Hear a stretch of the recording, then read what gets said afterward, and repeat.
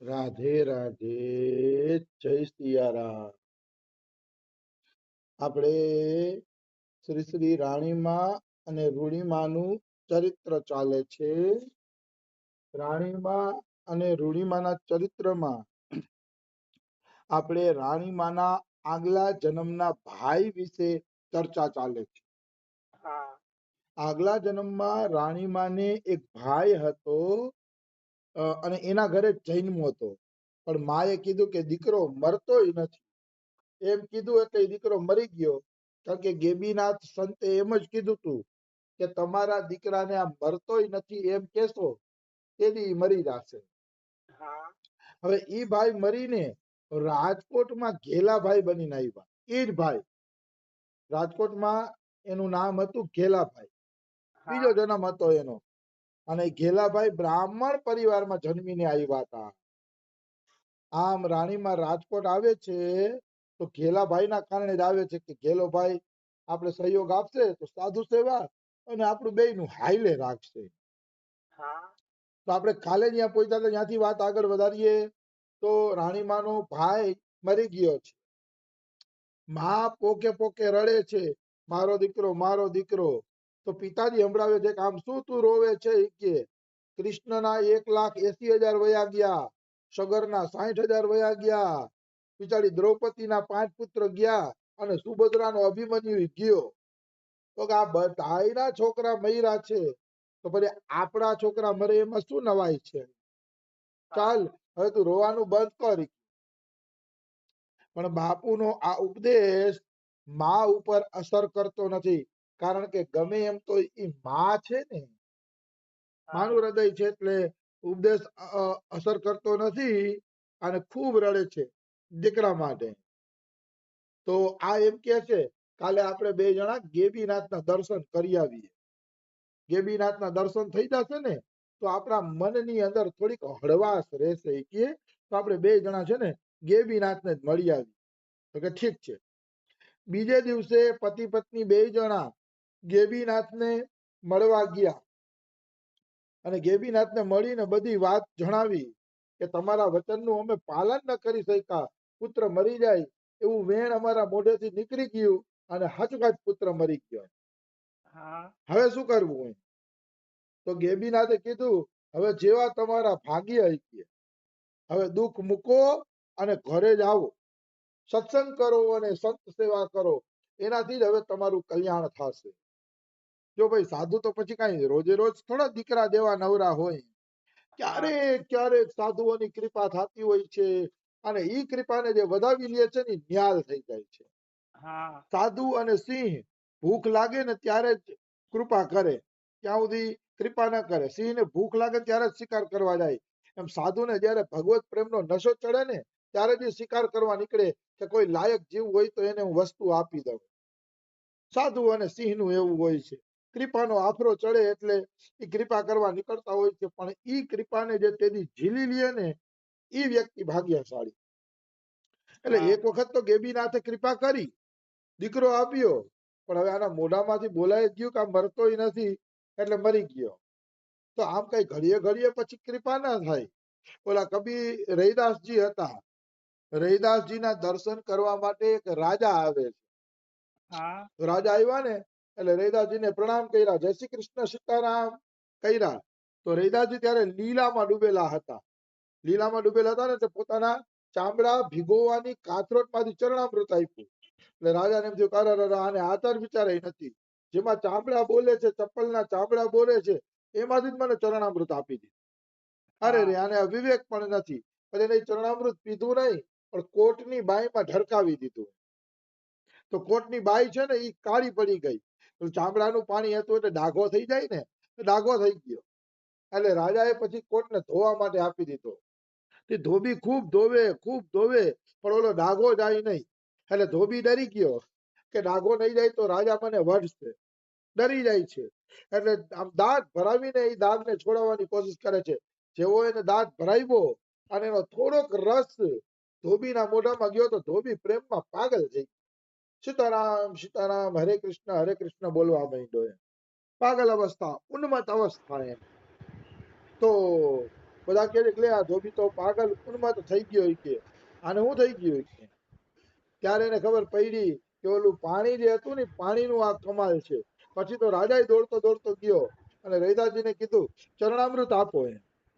ત્યારે રૈદાસજીએ કીધું કે અત્યારે તો આ કાઠલોટનું પાણી છે, ચરણામૃત તો તેદી હતું. હવે તો આ ખાલી ચામડા ભીગોવાની કાથરોટનું પાણી જ છે. કહેવાનો શું છે, સંત મોકો આપે છે પણ એ મોકો ચુકાઈ જાય પછી ઘડીએ ઘડીએ એ લાભ મળતો નથી. ત્યારે સંતને કૃપા કરવાનો ભાવ થાય ને, કૃપા કરવાનો નશો ચડે ને, ત્યારે સંતને છોડીને ક્યાંય જાતા નહીં, એની બાજુમાં જ રહેજો.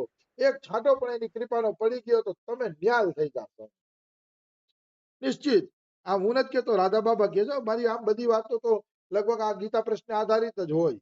राधा बाबा एम कहे छे कि आप सबका यही कर्तव्य है कि आप पोद्दार जी के साथ पड़े रहो. पोद्दार जी के अंदर राधा कृष्ण के प्रेम का सागर लहरा रहा है. अगर उसमें से एक बूंद भी पड़ गई तो आपका काम बन जाएगा. આ રાધા બાબા પોદ્દારજી માટે કહે છે કે ભક્તો તમે પોદ્દારજીને છોડીને ક્યાંય ન જાઓ, એની સાથે સાથે રહ્યો, એના કામમાં મદદ કરો, એની સેવામાં મદદ કરો, એને છોડી ન જાઓ. તો કે કેમ? તો કે એનો પ્રેમનો એક છાંટો પણ તમારી ઉપર પડી જશે તો તમારું કલ્યાણ થઈ જશે નિશ્ચિત. એમાં કોઈ એટલે કોઈ શંકા નથી. આવી વાત છે. એટલે મહાપુરુષોની નજીક રહેવા મળે તો હું તો એમ કહું છું કે મંદિરોના દર્શન પણ છોડી દેવા જોઈએ. મંદિરની મૂર્તિ બોલવાની નથી, ઠાકોરજીનો ભગત બોલશે. બોલશે એટલે તમને અબ ઘડી તત્વ જ્ઞાન થઈ જશે, તરત જ તત્વ જ્ઞાન થઈ જશે. શ્રીમદ ભાગવત મહાપુરાણ કહે છે તમને વ્રતથી, તપસ્યાથી, ઉપવાસથી કોઈથી તત્વ જ્ઞાન નહીં થાય. વિના મહત્પાદ રજોભિષેકમ. મહાપુરુષોની ચરણ રજનો સ્પર્શ કર્યા વગર કોઈ જીવને તત્વ જ્ઞાન થતું નથી. તત્વ જ્ઞાન કરવું હોય ને તો સંતનો સત્સંગ સાંભળવો પડે, સંતોની શરણમાં જવું પડે, ત્યારે તત્વ જ્ઞાન થાય છે. બાકી મૂર્તિ પૂજા કરશો તો ફળ મળશે, પાપ કપાશે, પણ એ મૂર્તિ પૂજા સમય આવે ત્યારે ફળ આપશે. ત્યારે દર્શના દેવ સાધવ. ભાગવત લખે છે કે સાધુ તો દર્શન માત્રથી પવિત્ર કરી દે છે. એક ઘડી આધી ઘડી આધી મેં ભી પુની આદ, તુલસી સંકટ સાધુ કી કટે કોટી અપરાધ. સંતોનો મહિમા તો શાસ્ત્રમાં ભરેલો પડ્યો છે, જેટલો ગાય એટલો. ભલે હું એમ કહું છું કે એવા સંતો ઓછા છે જગતમાં, જાજા નથી, પણ છે એનો સંગ જો કરીએ તો કલ્યાણ નિશ્ચિત છે. એટલે તરત જ ગેબીનાથે જણાવ્યું કે ભાઈ હવે તમારા જેવા ભાગ્ય, હવે તમારી અંદર હું કઈ માથું મારવા માંગતો નથી. ગેબીનાથ કહે આવી વસ્તુ છે. પણ જાઓ, હું તમને વરદાન આપું છું, તમારે ત્યાં 2 દીકરીઓ થશે કે, અને એ દીકરીઓ જગતની તારણહાર બનશે કે, અને તમે જીવશો ત્યાં સુધી એ તમારી દીકરીઓ જીવતી રહેશે, તમને સુખ આપશે, ભગવાનનું ભજન કરશે અને સાધુ સંતોની સેવા કરશે. જાઓ, દીકરો તો નહીં થાય પણ 2 દીકરીઓ જરૂર તમારા ઘરે થશે. એટલે રાણીમાના પેલા ભાઈ મરી ગયા, પછી રાણીમા ને રૂડીમાં 2 દીકરીઓ આમને ત્યાં જન્મા. એટલે એ પેલા જ આ મરી ગયા હતા રાણીમાના ભાઈ. અને આમ રાણીમા રૂડીમાનો જન્મ થયો, અને આમ એના ભાઈ ઘેલાભાઈ નો રાજકોટમાં જન્મ થયો. એટલે ભાઈ બેન જેવા ઉંમરના હતા એ. એવું બન્યું. તો ઓલી ગેબીનાથ ને ઓલી માં શું કે છે, બાપુ મને મારો ઘેલો બતાવો. તો હજી આની મમતા ગઈ નથી માની. એટલે કે હે ગેબીનાથ, મને મારો ઘેલો બતાવો, મારે મારા ઘેલાને જોવો છે. મારો ઘેલો મને ઘડી ભરે ભૂલાતો નથી કે, તમે તો સિદ્ધ મહાત્મા છો કે, હું તો ઘેલા વગર જુરી મરું છું કે, મારે દીકરીઓનું કામ નથી, રાણીમાં રૂડીમાં ગમે એવા હોય એનું કામ નથી કે, મને મારો ઘેલો બતાવો. મોહનો નશો છે એટલે બાકી નકર રાણીમાં રૂડીમાં જેવી દીકરીઓ દીકરા કરતા પણ ચડિયાતી છે. આવી ભક્ત પુત્રીઓ જન્મે તો દીકરા કરતા ચડિયાતી છે. પણ અત્યારે આને મોહનો નશો છે, અને મોહના નશામાં એને ખબર પડતી નથી કે મારે શું કહેવાય. તો કે મારે એવી દીકરીઓ નથી જોતી ભગત, મને તો મારે ઘેલો જોઈ, કે મને ઘેલો બતાવો. તો એની અતિ વ્યાકુળતા જોઈને ગેબીનાથ બોલે છે કે માતા 1 વર્ષ પછી તમે રાજકોટ જાજો. રાજકોટમાં રાજગુરુ બ્રાહ્મણ જે છે એના ઘરે તમારો ઘેલો પારણામાં ઝૂલતો જોવા મળશે. મતલબ રાજકોટમાં રાજગુરુ નામનો બ્રાહ્મણ છે, એ બ્રાહ્મણના ઘરે તમારો ઘેલો અવતાર લેશે. અને ત્યાં તમે વરદી પછી જાશો ને એટલે ઘોડિયામાં તમારો ઘેલો તમને મળી જશે. એને રમાડીને હૈયું ટાઢું કરજો, બાકી દેહ તો ગયો ઈ ગયો, ઈ દેહ હવે પાછો આવતો નથી. કેટલી સરસ વાત કરે છે ગેબીનાથ કે મનુષ્યનું એક શરીર વયું જાય છે અને ઈ શરીર બળીને રાખ થઈ જાય છે, પંચભૂતમાં મળી જાય છે, પછી ઈ શરીરને જિંદગીમાં કોઈ દી કોઈ વ્યક્તિ જોઈ શકતા નથી. ખતમ. શરીર બિલકુલ. ખતમ એટલે વાત ખતમ, સંસાર ખતમ, વ્યવહાર ખતમ, બધું ખતમ. આ શરીરને લઈને બધું છે. શરીર છે ત્યાં સુધી માણસો ચોટચોટ કરે છે, આ મારો ભૈલો છે ને આ કામ કરવું જોઈએ, આ મારો પતિ છે ને એને મારું ભરણ પોષણ કરવું જોઈએ. શરીરને લઈને બધા અપેક્ષા રાખે છે અને ચારી તરફથી કીડીઓની જેમ ચોઈટા છે. શરીર ખલાસ એટલે બધું ખલાસ. આ જેટલા ચોટે છે ને બધા વયા જશે બીજે બીજે, જ્યાં એનો સ્વાર્થ પૂરો થશે ને ત્યાં વયા જશે. ખતમ વાત થઈ જાય છે. શરીરને લઈને આ બધા ઝઘડા છે અને શરીર એકવાર ગયું એટલે બીજી વાર પછી શરીર મળતું નથી. હા, એ વાત અલગ છે કે કોઈ સંતોએ દિવ્ય દેહે પોતાના એ રૂપમાં દર્શન આપ્યા હોય તો સંતો કરી શકે. એ તો પંચભૂત નથી ને, એ તો ચિન્મય તત્વ છે સંતો. એટલે ઈ પોતાનું પાછલું શરીરના દર્શન કરાવવા હોય તો કરાવી શકે. બાકી સંસારીનું શરીર ગયું એટલે ઈ શરીર ફરીથી બીજી વાર કોઈ જોઈ શકતું નથી. કારણ કે ભગવાન નવો ઘાટ ઘડે છે ત્યારે નવો ચહેરો, નવો ઘાટ, નવી પ્રકૃતિ ઘડી દે છે કે જગત ઓળખી નથી શકતું કે પાછલા જન્મમાં આ વ્યક્તિ અહીંનો હતો. ખતમ. મર્યા પછી સંસાર ખતમ છે એટલું યાદ રાખજો. એટલે પ્રભુનું ભજન જ કરી લેવું જોઈએ. જેટલા અત્યારે ચોટચોટ કરે છે ને એમ કે છે ને તું મને વાલો લાગસ ને તારા વગર અમારા કામ અધૂરા છે ના તેને, કોઈ અધૂરું રહેતું નથી. મર્યા પછી એક દીમાં માનો માનો હું અત્યારે બરસાનાના દર્શન કરાવું છું બધાય, પણ હું ખલાસ થઈ ગયો ને એટલે તરત જ મને ભૂલીને બીજાને ગોતી લેશે. કાલો બીજો કોણ એવો છે કે જે બરસાનાના વ્રતના દર્શન કરાવે? એને પકડી લેશે અને પોતાનું કામ પૂરું કરીને ઉડી જશે પક્ષીની જેમ, વયા જશે. અત્યારે ભલે ને એમ લાગે કે પ્રિયાશરણ દર્શન કરાવવા આવે તો જ સારું, ઈ આવે તમારે બહુ સરસ રહ્યા, પછી મારું શરીર છે ત્યાં સુધી.